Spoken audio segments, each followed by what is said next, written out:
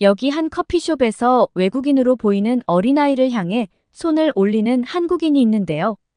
그 모습을 본 카페 점원은 카페 방송으로 모두에게 알렸고 그 소식을 들었던 카페 손님들은 단체로 이 행동을 하기 시작합니다. 과연 커피숍 안에서는 무슨 일이 있던 것일까요? 안녕하세요. 저는 튀르키예 앙카라에서 살고 있는 레이라라고 합니다. 저는 젊을 때부터 한국이라는 나라와 인연이 깊은데요. 왜냐하면 저희 시아버지께서 한국 전쟁에 참전하셨던 군인이었기 때문이에요. 늘 시아버지는 하나뿐이었던 제 딸 손녀에게 한국 전쟁에서 있었던 이야기들을 항상 해주셨어. 저희 딸도 어릴 때라 맨날 할아버지가 군인들 이야기, 전쟁 관련한 이야기, 한국 이야기들만 하다 보니까 한국에 한자만 나와도 딸은 기겁할 정도로 할아버지를 피해 도망다니곤 했었죠. 하지만 지금은 그런 모습도 더 이상 볼 수 없고 시아버지의 지난 이야기도 들을 수는 없습니다. 왜냐하면 시아버지는 3년 전 하늘로 떠나셨거든요.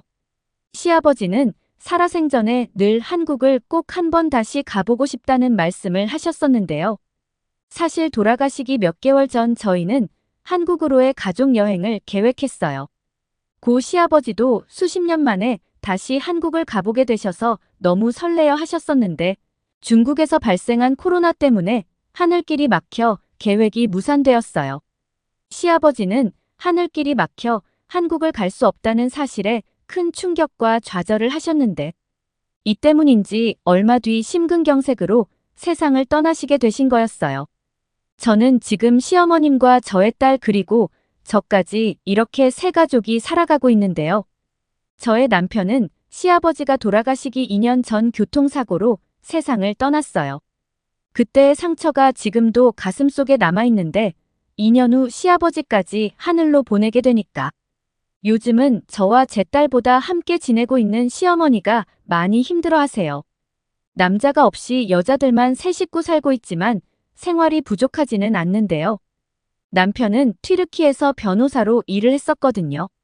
남편은 항상 돌아가신 저희 시아버지를 존경하면서 살았었는데 워낙에 배짱도 두둑하시고 불의를 보면 참지 못하셨던 아버지의 피를 이어받아서 그랬는지 항상 변호사 일을 하면서도 클라이언트와의 커뮤니케이션을 지속적으로 하면서 법적인 문제를 해결하려고 애썼고 클라이언트의 권익에 조금이라도 해가 되는 일이 있거나 억울한 경우가 발생, 무슨 일이 있어도 해내야 한다는 사명감도 강했기에 튀르키에서도 일 잘하기로 손꼽힐 만큼 소문이 자자했었어요. 당연히 남편의 시부모님 분들은 이런 아들을 보며 늘 대견스러워 하셨는데 교통사고로 세상을 떠났으니 아마 돌아가신 시아버지도 그리고 말로 표현하시진 않지만 가슴에 아들을 묻은 시어머니도 많이 힘드셨을 거라고 생각돼요. 매번 우울한 채로 살아갈 수는 없어서 늘 저희 세 가족은 밝게 지내려고 애쓰고 그러는데요. 평소 시어머니와 저는 축구 보는 걸 매우 좋아했었는데 마침 저희 튀르키예하고 일본 팀하고의 친선 경기가 있었어요. 그 소식에 저희 가족은 튀르키예를 응원하러 가는 겸해서 당시 친선전이 열렸던 벨기에 행크에 가게 되었어요. 저희 나라와 친선전을 갖게 될 일본은 저희 시부모님들이 학을 뗄 정도로 싫어하는데요. 왜냐하면 예전에 시아버지께서 일본을 다녀오신 적이 있어 전쟁 때 다리를 크게 다치셔서 늘 목발을 하고 다니셔야 했는데 시아버지의 회사에서 은퇴 직전 중요한 일본 바이어와의 협약이 있어서 당시 회사의 임원으로 계셨던 시아버지께서 일본까지 불편한 다리를 가지신 채 가셔야 했던 거예요. 시아버지는 일본에서 느낀 바 일본 사람들은 워낙에 남에게 피해를 주지 않으려는 의식이 강한 나라였다 해요. 남에게 피해를 주지 않기 위해서 노력하는 모습이야 당연히 올바르다 말할 수 있었지만 이런 의식에는 양면성이 있었다고 했는데요. 일본에 있는 지하철을 탄 적이 있는데 당연히 장애인들을 위한 자리가 있을 거라고 생각했지만 다리는 만석이었고 사람도 많아서 불편한 다리를 한 채로 벽에 기대 목발을 잡고 겨우 갈 수 있었는데 지하철이 정류장에 멈추면서 몸이 미끌려 넘어지고 말았었다고 하셨었어요. 하지만 일본 사람들은 그 누구도 도움을 주려는 사람들이 없었고 오히려 내가 넘어짐으로 인해 다른 사람들에게 피해를 주고 있으니 빨리 일어나라는 눈치마저 받았었다고 하더라고요. 더 정확하게 표현하면 양보를 받는 사람 스스로가 자기 때문에 상대방에게 폐를 끼쳤다. 이렇게 생각이 강하다는 거죠. 그래서 양보를 해준 사람도 양보하는 사람도 서로 폐가 된다고 생각하는 그런 아이러니한 상황 때문에 다른 사람들의 일에 전혀 간섭하지 않으려는 성향. 강한 사람들이라면서 그걸 일본에서는 메이와쿠라는 문화로 불린다고 했었어요. 무엇보다 시아버지가 일본 사람에게 학을 뗀 건 바로 바이어. 임원진들과의 미팅 전 한 카페에서 해당 업체 담당자들과 만났던 일 때문이라고 하셨었어요. 미팅 진행 상황에 대해서 사전에 미리 체크가 필요할 것 같다면서 만났었다고 했는데요. 일본 사람들은 자신들의 국가보다 약한 국가라고 인식되면 엄청나게 과시하고 깔아뭉개려는 경향이 있는데 그 자리에서 그랬다고 했어요. 시아버지의 회사는 본사가 미국계 회사였고 튀르키예는 해외 지사였기 때문에 일본 담당자들은 저희 시아버지를 미국인으로 착각했다가 미국인이 아닌 튀르키예 사람이라는 걸 알고 나서부터는 표정부터가 바뀌면서 친절함이 사라졌다고 하더라고요. 영어로 소통을 하려고 하는데 한 일본인 직원은 일본에 미팅까지 하러 왔으면 일본어를 기본적으로 할 줄 아는 사람이 출장을 왔어야 하는 게 아니면서 황당한 소리를 하더래요. 그러면서 여기는 지금 일본이라면서 일본에 왔으면 일본을 찾아온 사람이 일본말로 우리를 대하는 게 기본이라면서 시아버지에게 면박을 줬다고 하더라고요. 사실 당시 일본 기업과의 관계에서 시아버지 회사가 을의 입장에 있다 보니까 함께 일본을 찾았던 회사 다른 임원분이 상황이 나빠질 것 같으니 숙소에 가서 자신들이 미팅을 마무리하겠다고 했던 모양이에요. 아버지와 함께 갔던 임원 동료분은 미국 분이셨거든요. 시아버지도 당연히 억울하실 수밖에 없었을 거라는 생각이 들어요. 똑같이 영어를 구사하면서 대화를 한 건데 단지 튀르키예인이라는 이야기에 이렇게 사람을 대하는 게 180도 달라지니까 황당함을 넘어서 뭐 이런 사람들이 다 있나 싶었다더라.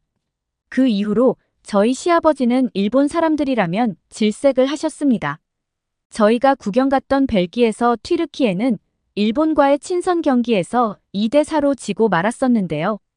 사실 일본에 비해 저희 국가대표 선수들의 전력이 부족했던 것이 사실이었기 때문에 그럼에도 최선을 다한 선수들에게 박수를 보내줬어요.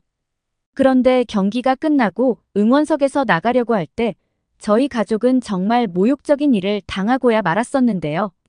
저희 딸이 둘러매고 있던 튀르키예 국기를 갑자기 일본인 남성이 다가와 낚아채더니 그대로 바닥에 던지더라고요.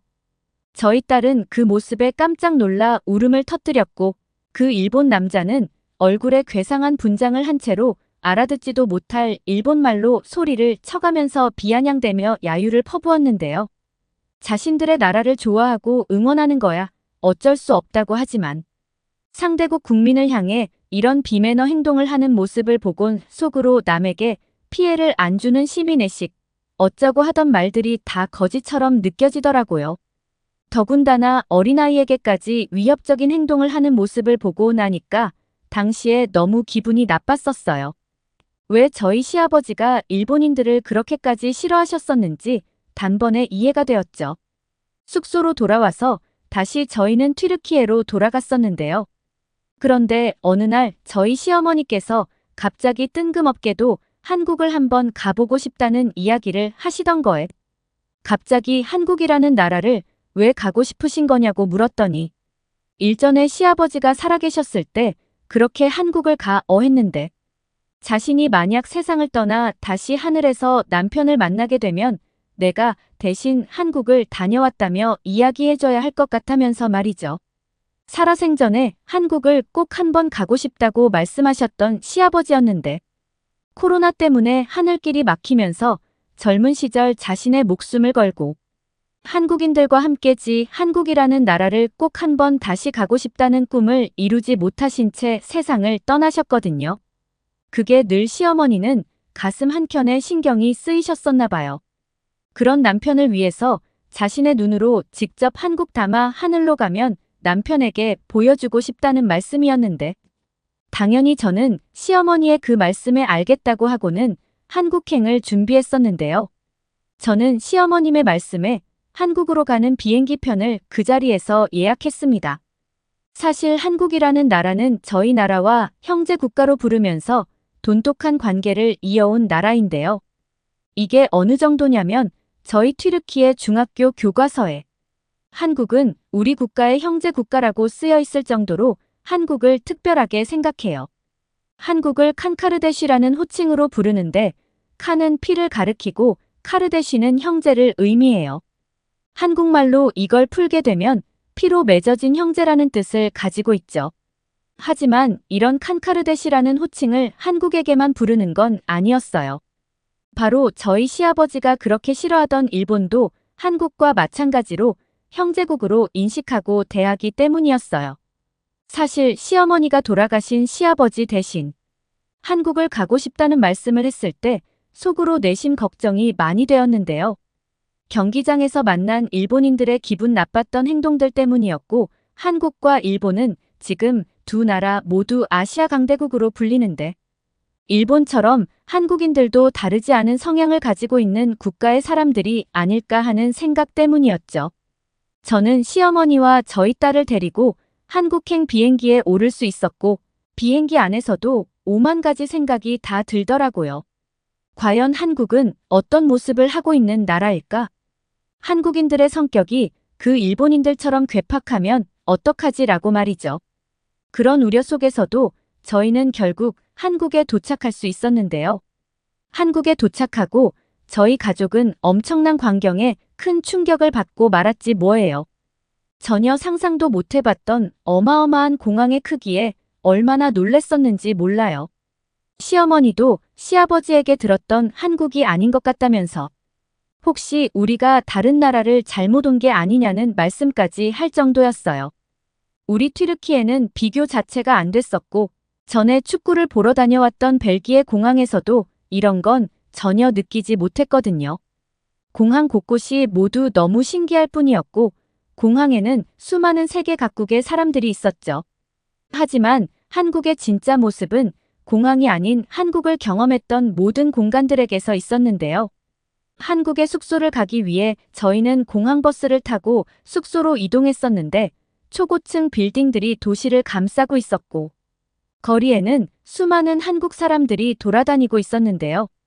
이런 한국의 모습에 그동안 내가 살았던 곳은 도시라고 말하기 민망할 정도더라고요. 숙소에서 가장 가까운 곳에 가볼 만한 곳이 있을지 찾아봤는데 가까운 곳에 한강이 있다는 걸 알았어요. 저희는 곧바로 한강으로 향했는데요. 수많은 고층 건물들이 즐비한 도시를 가로지르고 있던 한강은 정말 아름다움의 극치를 달렸는데요. 튀르키예도 유프라테스강, 티그리스강, 아라스강처럼 여러 강들이 있지만 이렇게 도심을 가로지르는 넓은 강은 없어 때문에 높은 초고층 건물들 중앙을 관통하고 있는 한강의 모습은 그야말로 굉장히 이색적이었어요. 또한 한강 공원에는 수많은 사람들이 자신들만의 방법으로 즐기고 있었는데 한강 어디를 둘러봐도 길거리에 쓰레기가 보이지 않았고 반려견과 함께 산책 나온 사람들도 많이 있었지만 공원 어디에도 반려견들의 배설물을 찾아볼 수 없었는데요. 이것만 봐도 한국인들이 얼마나 성숙한 시민의식을 가지고 있는지 알 수 있었죠. 시어머니는 이런 한국을 보시면서 아마 세상을 떠난 남편이 이 모습을 봤다면 어땠을까라면서 한국에서 마주하는 모든 곳들을 눈에 담으셨어요. 하지만 이런 한국의 멋진 도시에 충격을 받았던 것보다 더 감동스러운 일이 기다리고 있었는데요. 저희는 한강 근처에 있던 어느 카페에 갔었어요.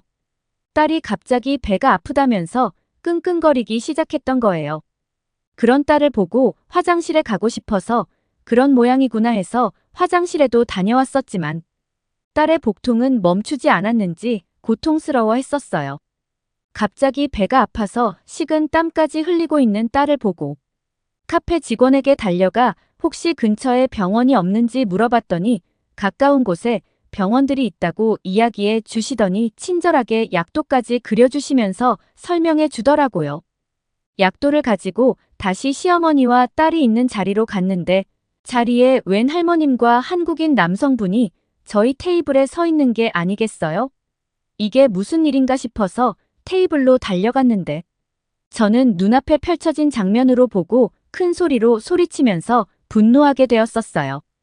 왜냐하면 저희 시어머니는 어쩔 줄 몰라 하며 한국인 할머니를 바라만 보고 있었고 저희 딸은 복통에 괴로워하고 있었는데 한국인 할머니는 그런 저희 딸의 등을 손으로 때리고 있었기 때문이었어요. 그 모습에 저는 뭐 하는 거냐며 그 한국인 할머니를 말리려고 했었는데요. 그때 옆에 서 있던 한국인 남성이 저를 보고 이렇게 이야기했었어요. 아이 어머님 되세요 라면서 아이가 먹은 걸 체했는지 괴로워하는 걸 보고 저희 어머님께서 아이의 등을 치고 있는 거라고 했었는데 체했을 때 사람은 위장 운동이 원활하지 못해 음식물이 계속 몸속에 머물러 있을 때 생기는데 이때 가슴이나 등을 쳐주면 이 충격이 위장으로 전해지며 멈춰있던 운동을 활발하게 해줘서 복통을 멈추게 해줄 수 있다며 한국에서는 아이들이 배가 아프거나 체했을 때 어머님들이 많이 해주는 방식이라며 걱정 말라는 말이었어요. 그런데 정말 놀랍게도 저희 딸은 복통이 괜찮아졌는지 표정이 점점 좋아졌고 한국인 할머니는 저희 아이의 배를 어루만져주 이제 괜찮을 거라며 저희 아이를 보고 웃어주시더라고요. 정말 믿기 힘든 장면에 저희 시어머니와 저는 소름까지 돋을 정도였는데요. 자연스럽게 저희는 그 한국인 할머님과 남성분과 대화를 나눌 수 있었는데 한국인 남성분이 영어를 너무 유창하게 잘하시더라고요. 한국인 분들은 저희 시아버지가 예전 한국전쟁 참전 용사였다는 이야기를 들으시더니 갑자기 저희 손을 잡고는 너무 감사하다면서 인사해 주시 시작했는데요. 그때 카페 직원분이 커피를 가져다 주시면서 아까 병원 약도 그려드렸었는데 괜찮아지신 건가요? 라면서 묻더라고요. 그런데 함께 이야기를 나누던 한국인 남성분이 흥분한 목소리로 여기 계신 분들의 아버지가 한국 참전 용사분이시라고 이야기를 고 카페 점원은 그 소리를 듣고는 갑자기 저희를 향해 90도로 허리를 굽히면서 한국을 도와주셔서 감사하다며 인사를 하는 게 아니겠어요. 하지만 이게 끝이 아니었어요. 카페 점원은 카운터로 돌아가서는 카페에 있는 모든 사람들이 들을 수 있도록 방송으로 창가에 앉아 계시는 저분들이 한국 전쟁에 참전해 주셨던 참전 용사분들의 가족이라고 이야기를 했고 그 소리에 카페에 있던 한국인 분들은 웅성거리기 시작했어요. 그런데 갑자기 어떤 한 분이 벌떡 일어나 박수를 치기 시작했는데 난데없이 카페에 있던 모든 한국인 분들이 박수를 다 같이 치시면서 감사하다는 말씀을 해주시는 거예요. 그 모습에 저희는 정말 어안이 벙벙했고 너무 화끈거리고 쑥스러워서 어쩔 줄 몰랐었어요. 사실은 감사해야 하는 건 저희 튀르키예 사람들이거든요. 지난 2월에 저희 튀르키예는 엄청난 대규모 지진이 일어났었어요. 사상 최대로 가장 큰 지진이었고 이 때문에 수만 명의 튀르키예 사람들이 목숨을 잃어야 했고 집들은 다 무너져 내렸었는데요. 그때 저희 튀르키예를 발 벗고 와서 도와주었던 것은 한국인들이었어요. 한국인 분들은 지난 한국 전쟁에서 목숨 걸고 한국을 도와주셨듯 이번에는 저희가 지켜드리겠다며 튀르키예의 무너진 집들을 보수하고 갈 곳을 잃었던 분들에게 새 보금자리를 마련해 주었었어 때문이었어요. 그런데 한국에서 이런 경험을 하게 되니 정말 너무 감동스럽고 감격받을 수밖에 없던 거예요. 당연히 저희 시어머니는 눈물을 흘리셨고 박수치며 인사해 주시는 분들께 시어머니는 고개 숙여 인사하면서 고맙다며 한국인 분들에게 저희도 많이 빚을 졌다면서 한국인들의 모습에 감사를 표시했었는데요. 튀르키예 돌아와서도 지난 한국에서의 경험들을 내 평생에 잊지 못할 것 같다면서 지금도 가끔씩 그때의 기억을 회상하세요.